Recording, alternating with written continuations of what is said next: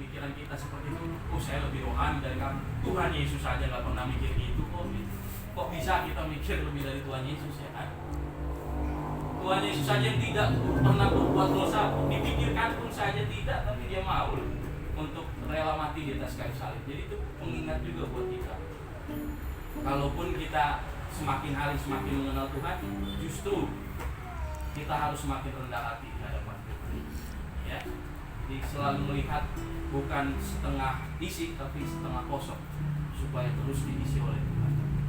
Karena siapa sih kita ini ya, Bapak Ibu Saudara ya?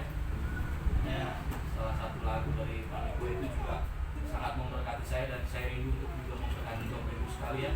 Siapakah aku ini Tuhan? Jadi biji matanya Tuhan. Ya, dengan apa akan ku balas Tuhan selain puji dan sembah. Itu yang harus kita. Ya, jadi ya kalau saya ibarat selalu punya hubungan atau mengidentifikasikan hubungan kita dengan Tuhan, saya dengan Tuhan itu seperti anak sama bapak. Gitu aja ya, Bapak Ibu ya. Kan nggak perlu ada protokoler. Anak mau ngobrol sama bapak ya. Itu kan udah diperbaiki hubungannya kan. Kecuali mungkin ada beberapa dari kita yang punya hubungan kurang baik dengan orang tua ya. Jadi ya memang itu iblis tuh seringkali di dalam satu kepribadian orang tuh menghancurkan figur bapaknya. Karena kita manggil Tuhan kan Bapak. Jadi kebanyakan, makanya kalau menurut penelitian sekarang tuh Indonesia jadi salah satu negara yang paling rendah figur bapaknya. Fatherless, generasi fatherless. Jadi paling rendah ya. Itu mungkin koreksi juga buat kita. Jadi apakah semoga tidak ya anak-anak kita tidak jadi generasi yang fatherless ya. Sebagai bapak kita juga mesti harus punya peranan sangat penting karena ternyata di dalam kehidupan anak. Karena anak mengenal kasih sayang dari ibunya kan, tapi mengenal ketegasan aturan hidup dari bapaknya. Jadi saya seringkali mengidentifikasi diri saya kepada Tuhan itu ya lebih enak seperti bapak ya. Karena kenapa? Kan nggak perlu ada appointment atau bikin janjian kan. Kalau misalnya mau menghadap bapak kan, ada nggak sih kira-kira yang kalau mau ngadep bapaknya mesti janjian dulu? Tulis surat dulu gitu ya? Iya. Atau iya, ini telepon dulu sekretaris pribadi saya gitu kan nggak mungkin kan?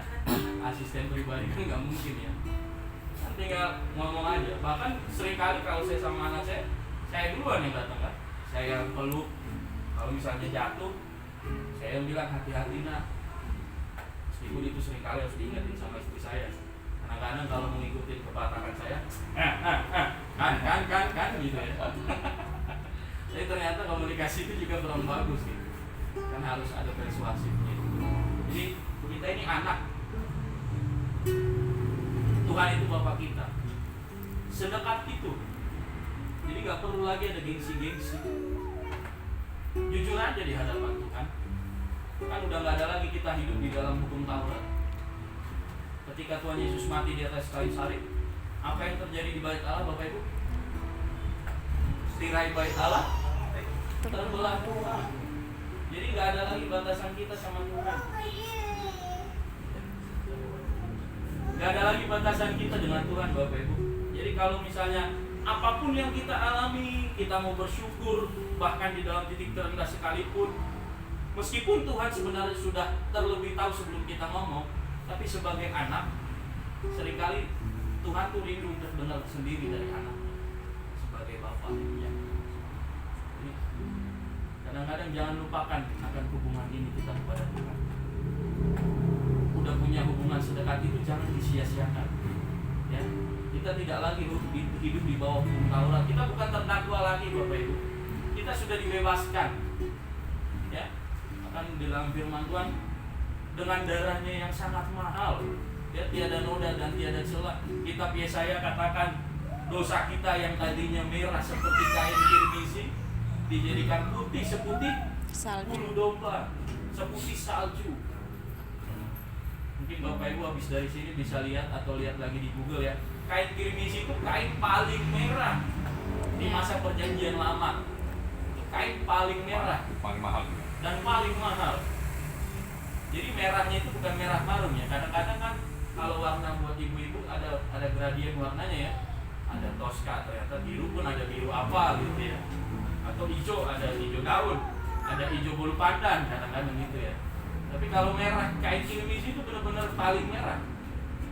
Tapi kata firman Tuhan di dalam kitab Yesaya apa? Diputihkan seputih bulu.